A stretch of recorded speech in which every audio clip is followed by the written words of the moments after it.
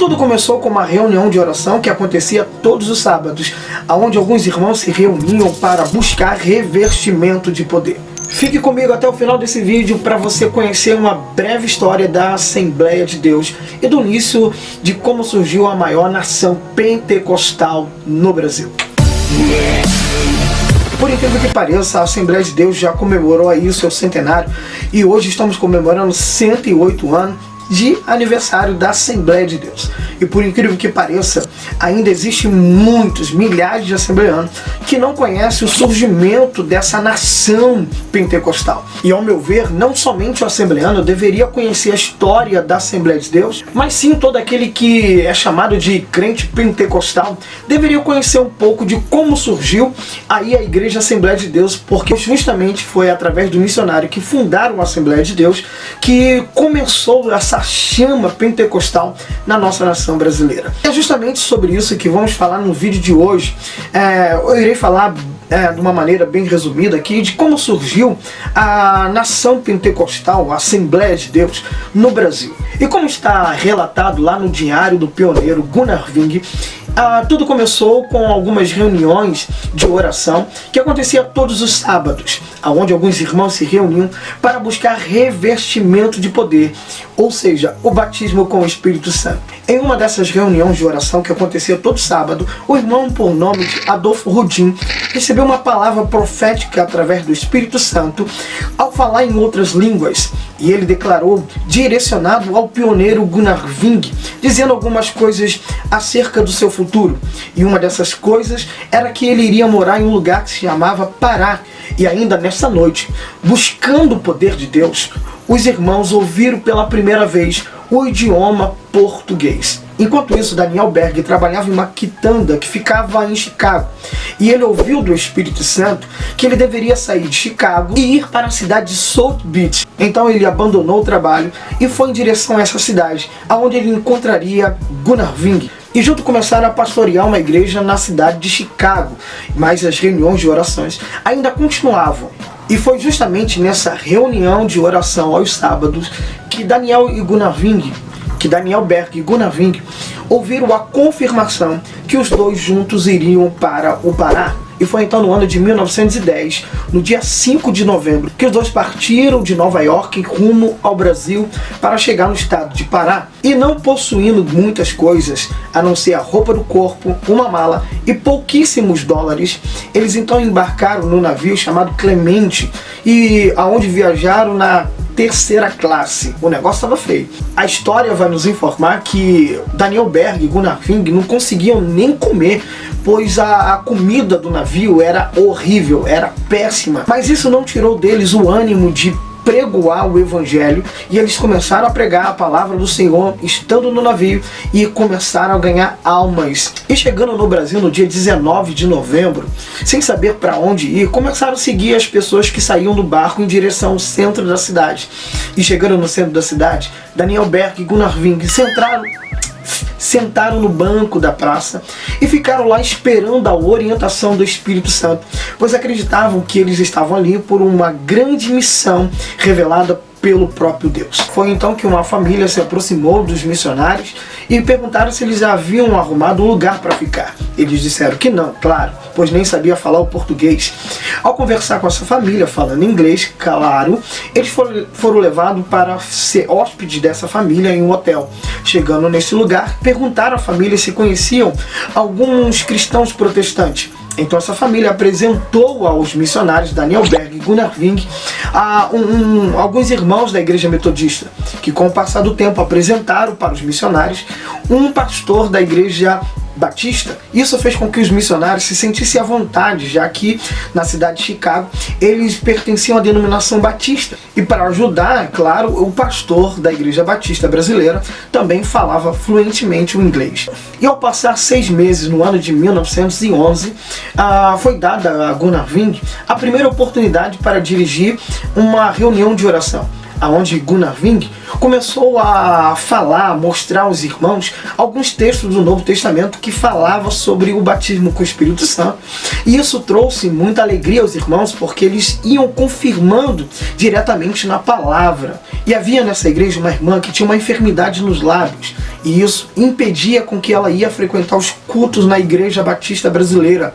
Então os irmãos reuniram com os missionários e começaram a fazer um culto na casa dessa irmã. E numa noite de reunião, numa quinta-feira, após a pregação dos missionários Daniel Berg e Gunnar Wing, essa irmã continuou orando em sua casa. E quando foi exatamente 1h da manhã, depois de passar horas e horas orando, essa irmã que estava orando juntamente com sua irmã começou a falar em outras línguas. E o poder de Deus foi tão grande, que essa irmã falou por 2 horas seguidas, sem parar. Ou seja, 1h da manhã de quinta-feira, alguém estava sendo batizado em terras brasileiras. O nome dessa irmã é Celina... O quê? Terras brasileiras.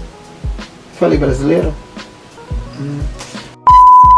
Essa irmã estava inaugurando o batismo com o Espírito Santo na terra brasileira. O nome dessa irmã é Celina Freitas de Albuquerque. No dia seguinte, na sexta-feira, a irmã correu aos membros da Igreja Batista e contou o que havia acontecido na noite de quinta-feira. O que aconteceu, que todo mundo também ficou curioso para participar da reunião de oração, para experimentar o poder pentecostal que estava sendo derramado na terra brasileira. E na sexta-feira, na noite de reunião, de oração, a irmã que saiu espalhando para todo mundo na Igreja Batista que o poder de Deus havia sido derramado na casa de Celina Freitas de Albuquerque, essa irmã experimentou o poder do Espírito Santo. O nome dela é Irmã Nazaré.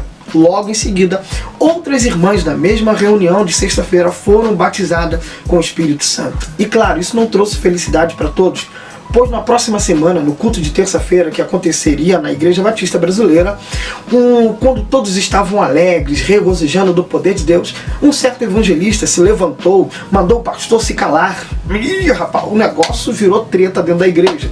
E aí ele, erguendo a voz, ele disse para todo mundo: que se levantem todos aqueles que estiverem de acordo com essa nova seita aqui no Brasil. O que aconteceu é que 18 irmãos se levantaram e automaticamente foram cortados da comunhão da Igreja Batista Brasileira. 18 pessoas foram praticamente expulsas da igreja por acreditar no batismo com o Espírito Santo. E isso tudo aconteceu no dia 13 de junho, no ano de 1911. E foi justamente a partir daí que começou algumas reuniões na casa da irmã Celina Freitas de Albuquerque e também de outros irmãos. E essas reuniões começaram a ser públicas, aberta para outras pessoas participarem. Então surgiu pela primeira vez no dia 18 de junho do ano de 1911 a Igreja Missão Fé Apostólica. E somente 7 anos depois, no ano de 1918, no dia 11 de janeiro, que foi oficialmente registrado em cartório o nome Assembleia de Deus pelos missionários Daniel Berg e Gunnar Wing. Eu quero terminar esse vídeo aqui lendo para vocês alguns relatos dos cultos dirigido por Daniel Berg e Gunnar Wing, que está no livro Diário de um Pioneiro de Gunnar Wing. Então, vem aqui comigo, não esqueça, deixa seu like, tá bom? Enquanto eu vou pegar o livro aqui, já deixa seu like e vamos à leitura. Página 63 do livro. No dia 2 de maio do ano de 1913, Deus estava perto de nós hoje no culto. Durante a oração, o Espírito Santo se manifestou poderosamente. Alguns riam debaixo do poder de Deus. Outros falavam em línguas, outros profetizavam. E todos se alegraram imensamente. Nunca vi o poder de Deus derramado com tanta intensidade no culto como hoje na Vila Correia. Agora vamos à página 64, bem pequeno. No dia 14 de junho, outra noite, a irmã Nazaré também estava presente na casa da irmã Celina. E o poder de Deus veio sobre as duas, que começaram a profetizar e a cantar um dueto no Espírito Santo. Agora vamos a uma outra página. Página de número 67. Olha o que diz. Hoje, batizei 14 novos convertidos. O poder de Deus veio tão forte sobre mim, lá no Rio, que eu quase não pude mover. De noite, terminei a minha pregação cantando um hino espiritual. O poder estava sobre toda a igreja. Uma irmã viu Jesus entre nós, através de uma visão. No final do culto, vários irmãos profetizaram. Outro dia, tivemos uma gloriosa experiência na casa da irmã Celina. Quando orávamos, o poder de Deus veio sobre nós. Começamos todos a rir, cheios de uma onda de gozo. Depois, chegou outro irmão e começou a alegrar-se conosco. Mas eu fiquei com medo. Não nos devemos alegrar no próprio poder, e sim em Jesus. São admiráveis as poderosas manifestações do poder que vemos nos nossos cultos. Permita rapidinho, só mais 3 leituras aqui, gente. Mas que culto eram esses, hein? Página de número 73. Olha, tivemos um culto cheio do poder de Deus e de muita alegria. Eu ria tanto debaixo do poder do Senhor que quase perdi todas as forças. O mesmo aconteceu com outros irmãos. No princípio do culto, a irmã Nazaré viu o céu aberto sobre ela. O teto desapareceu e ela viu uma luz fortíssima sobre a sua cabeça. Penúltima leitura, página 75. Enquanto eu estava orando, o homem foi alcançado pelo poder de Deus de maneira tão forte que por 2 vezes foi levantado bem alto do chão. Louvei muito ao Senhor e senti grande gozo no meu Deus. Gente, já pensou participar de um culto que a pessoa está flutuando e ela não flutua só uma, ela flutua 2 vezes no culto? Gente, é poder demais. E pra gente encerrar e você ficar com gostinho para adquirir esse livro do Pioneiro, página de número 86. Durante um culto, uma irmã viu uma nuvem sobre a casa onde estávamos reunidos. E daquela nuvem saía fogo. Ela viu fogo tanto do lado de fora como do lado de dentro da casa. Eu tive que me deitar no chão. Tão imensa foi a alegria que senti.